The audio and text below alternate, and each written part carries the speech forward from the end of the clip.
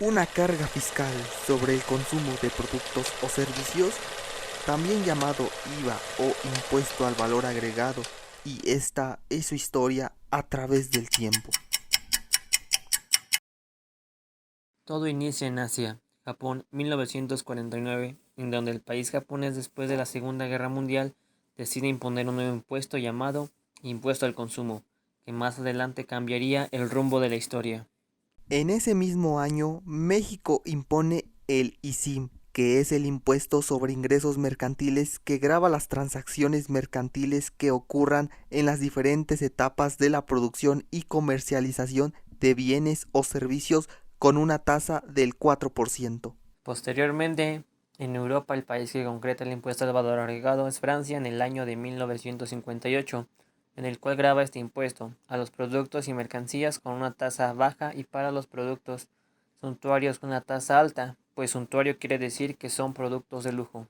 Mientras tanto, en México se sigue con el ISIM, aunque hay un problema, ya que en este impuesto los artículos se graban cada vez que cambian de mano, lo cual produce efectos acumulativos y en cascada en los precios, es decir, el impuesto se arrastra de etapa en etapa, causándose impuestos sobre impuestos ya causados, incrementando los costos, la utilidad proporcional y en consecuencia el precio del bien.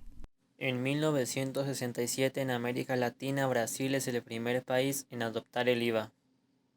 Para el año de 1970, la mayoría de los países ya habían adoptado el IVA entre sus impuestos. Incluso en América Latina solo había 3 países que aún no adoptaban el IVA. Entre ellos estaba Guatemala, El Salvador y por supuesto México.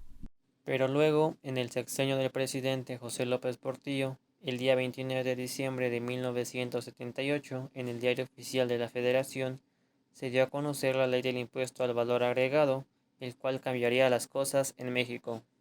Pasó poco tiempo para que el 1 de enero de 1980 la ley del impuesto al valor agregado entrara en vigor en el territorio mexicano, con una tasa del 10% general y una tasa del 6% para la zona fronteriza, siendo actividades gravadas las siguientes: enajenación de bienes, prestación de servicios independientes, importación de bienes y el uso o goce temporal de bienes tangibles.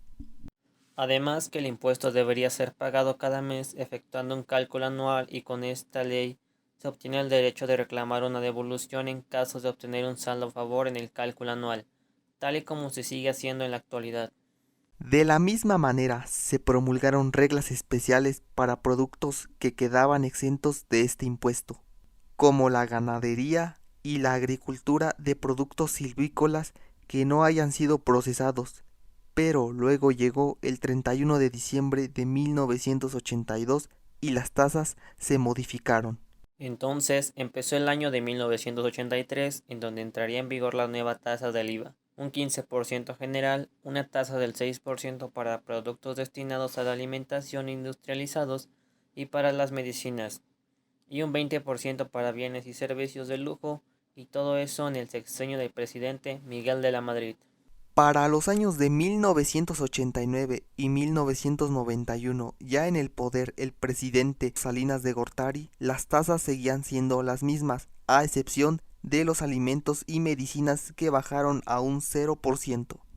Para el año de 1992, en el mismo sexenio del presidente antes mencionado, la tasa baja a un 10% general y da por terminada la tasa para bienes y servicios de lujo.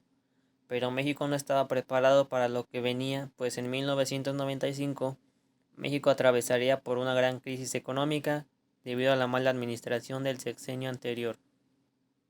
En el año de 1996, México, aún con crisis y ahora encabezado por el presidente Ernesto Zedillo, decide aumentar el IVA a un 15% general y a un 10% para las zonas fronterizas.